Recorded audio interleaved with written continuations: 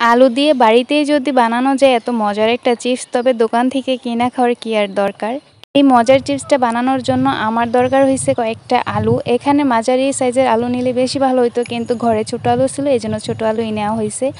এখানে আলুগুলা ভালোভাবে ছিললা, তারপরে পাতলা পাতলা করে কাইটা নেওয়া হয়েছে। তারপরে পরিষ্কার পানি দিয়ে ভালোভাবে ধোলাই করা হয়েছে, যতক্ষণ পর্যন্ত আলুগুলা সাদা না হয়েছে। আলুগুলা যখন সাদা হয়ে গেছে তখন আমি উঠাই নিছি আর একটা পাত্রের মধ্যে পানি গরম হওয়ার জন্য বসাই দিছি। পানিতে দেওয়া হয়েছে অল্প পরিমাণে লবণ আর শুকনো মরিচের গুঁড়ো। তারপরে পানিটি একটু গরম হয়ে গেলে এখানে আলুগুলা ছাড়া হয়েছে আর 4 মিনিট পরে আলুগুলা তোলা হয়েছে ভালোভাবে সিদ্ধ হওয়ার পরে। আমি এখানে টিস্যু নিয়ে নিচ্ছি আর টিস্যুর উপরে আলুগুলা রাখা হয়েছে যেন আলুর গায়ের পানিগুলো ভালোভাবে শুকাইতে পারি। এখানে আমি টিস্যুটা ভালোভাবে চাপ দিয়ে দিয়ে পানিগুলো শুকাই নিতেছি।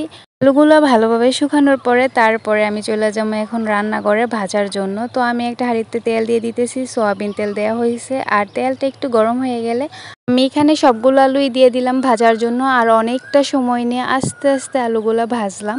আর যখন বাদামি কালার হয়ে যাব তখন আলুগুলো উঠাই নেব। তো এখন আমি উঠাই নিতেছি।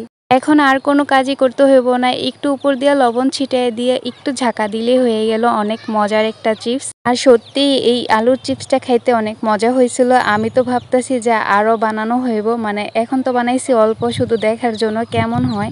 তো পরবর্তীতে আরও অনেক পরিমাণের বানানো হইব।